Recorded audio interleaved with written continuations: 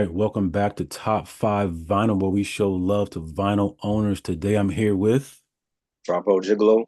how's it going, sir? I'm good on you. Not too bad. Before we get started, I just want to make sure everybody subscribes, hit that like button, all that fun YouTube stuff. Um, and if you know anybody who wants to interview, you can send me an email, top5vinyl@gmail.com. With that being said, do you remember the first vinyl that you bought? First vinyl I bought. I want to say it was either UTFO Hmm. when they came out with the Real Rock Sanders Mm-hmm. and Force MD's Let Me Love You, the 12-inch single. Mm. And what year do 'Cause you think this was? huh? What year do you think this was? Like, how old were you? That was I want to say 84, 85. I'm Okay. an old school head, you know what I'm saying? Hmm. So Hmm. like my mom and my grandfather, they were collectors, even before I was born. Like Mm. it was like already a culture, when I came into existence, and she used to buy a lot of records. So I used to go with her to the record store every weekend or every Mm. other weekend. And we hit up all the record stores, the Wiz and Record Explosion, Mm. Sam Goody, Tower Records, a lot of record stores not even around no more. Right. And and any allowance I got, I was buying records. Mm. And it started with the vinyl and then the tapes and then later on CDs in the Right. Right. early 90s. But yeah, that was like one of my very first ones because when I didn't have like allowance, I would ask her like, Mom, can I get this record? You know, uh, it started like at that time. I want to say like 8045, and then when Run DMC came out with Raising Hell, it was a wrap. Mm. I played that record to death. So Mm. Now, did you have a favorite vinyl store? the Wiz, Mm. because it was at that time it was like they had the commercials on TV, and their prices was like a lot better than a lot of other record stores. So they Mm. for like the vinyl would be like maybe $9, $10. When the tapes would be like seven 98, 898, and then the CDs was like 11.98 when CDs was a thing, and just going in and all the time, and they had everything that I wanted. If I Mm. wanted something from pop or R&B or reggae, they had it. So um, it was good times. I have a lot of memories just going to the Mm. record store. Yeah. Now, as far as like a single trip, how many records do you think you ever walked out with at max? How many? What's the most you ever walked out with? Uh, oh wow. I want to say like in the late 2000s, I had a friend of mine he lived next to FYE. Okay. And we would go there like every week, and I would check up to see what the new releases. And I think I walked out of there one time with like maybe 10, Mm. Mm. 10 or 12, and it was like we was there so much that the people that worked there, they used to always come to us first, and they'd be like, how was your day? Do you want anything? And they were real good to us. And I was just like buying a lot of older stuff that I didn't have yet, like Okay. Chicken stuff and MF Doom stuff. So Mm. yeah, I want to say like yeah, about like 10 to 12 stuff. Okay. CDs like one day. Now you mentioned mom and grandma growing up. Like, was the record player off limits to you, or were you allowed to touch it? The thing the like back in the day, it was like we didn't have like before, having our own like my first Sony Hmm. cassette player and Walkman, like you had to ask permission from your grandparents and your parents, like, Right. can I play this record? So if Purple Rain just came out and that was like my introduction to Prince, I had to ask permission to play that. 'Cause my mom is playing Aretha and Luther and Hmm. Motown, all the Motown and Philadelphia sound stuff. So I'm trying to like get my record played in there. And then I had in kindergarten I had every Friday we would have musical chairs. Mm. So I would take my favorite records, Thriller, Prince, Madonna. I would take those records with me to kindergarten and have my teacher play Mm. play musical chairs. Oh So wow. Okay. yeah, so if you had to ask permission back then. And then when I got my Walkman, started buying my own tapes and CD play and all that. So yeah. That's funny. It's totally different now where kids grow up with devices of Yeah, and you don't know permission. You just do yeah, what you they want. could just stream anything. Right. All right, cool. Well, with that being said, this is top five vinyl. So I want you to show me your number five that you have with you. What is your fifth vinyl record that you have in front of you right now? It's vinyl. I'm gonna go with the Clips, Lord willing. Mm, okay. This is the 45 colored vinyl. And this was big when they came out. This was huge when Grinding came out.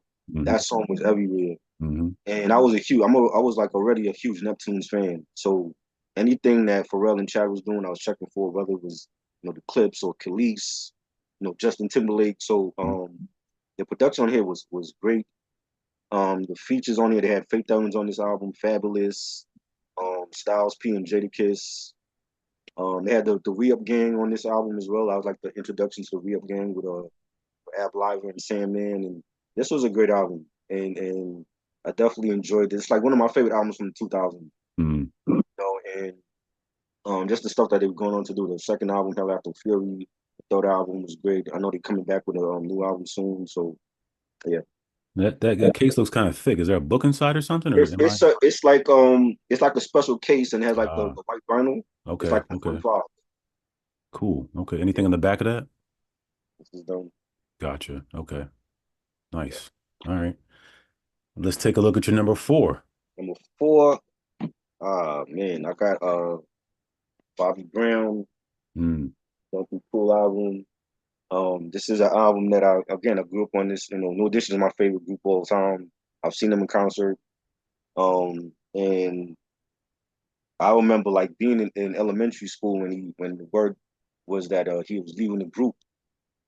And at that time, I'm like, I didn't know what to think. I'm like Bobby Brown. I'm so accustomed to hearing Ralph Tresvant as the leader. And I'm like, what Bobby gonna do? But he definitely surprised us with this album and production from Babyface and Teddy Riley, legendary producers.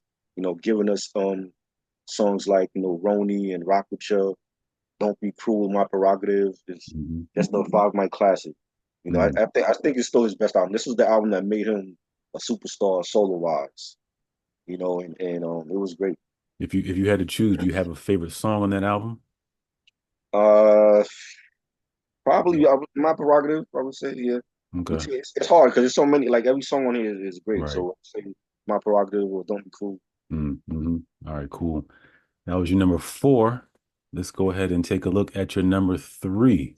All right. Number three is Wu-Tang Clan. Mm. Into the Wu-Tang 36 Chambers. I have like 4 copies of this. Why do you have that many copies? Yeah, I have two. Well, originally when it came out in '93, I had it on cassette, Okay. and then years later, I got two on CD, and then I got two on vinyl now. Mm. And this was just a game changing album, like for what RZA did with non MCs and looking out for all of his peoples from Staten Island and really putting Staten Island on the map.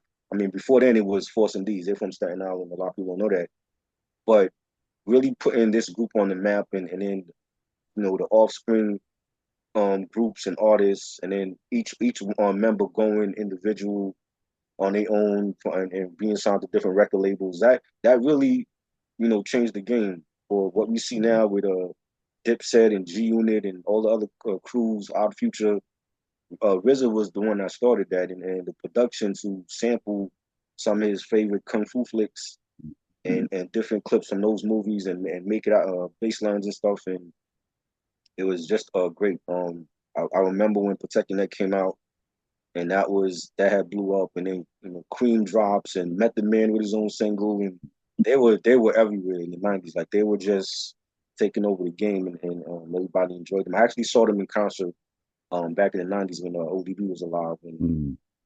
it's crazy. It's crazy. Nice. This is a game changing hip hop album. In the back of that one? Yeah, Okay. songs on here. Gotcha. All right, cool. That's your number three. Yes. Let's take a look at your number two. Number two is Prince Purple Rain. Hmm. So before you start, Yeah, that's one of the albums my wife has hanging on the wall, which is the motivation for me doing this. dope. That's dope. And this was my introduction to Prince. Like Mm. before, it's 40 years this year for this album. I didn't know who he was before then, but I remember seeing Let's Go Crazy, the video for that. And he was just different. Like his swag on stage, the way that he played his guitar, the way that he sang, he didn't sound like nobody else.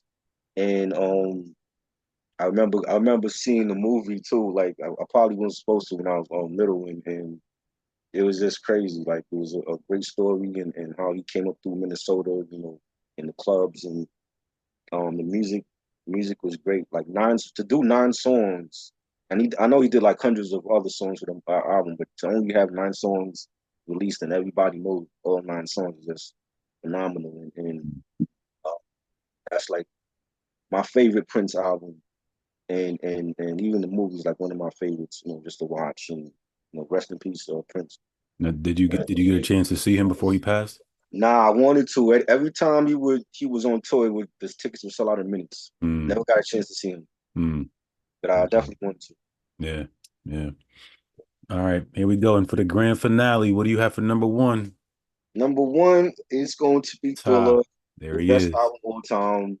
Um, Michael, same with Michael. Like this was like my introduction to Michael when Thriller came out, and seeing Beat It for the first time on TV, and it's like having like that really be the first video to tell a story, and then like everybody just Michael was just a game changer. Everybody followed what he did, Hmm. and the production from Quincy Jones was great.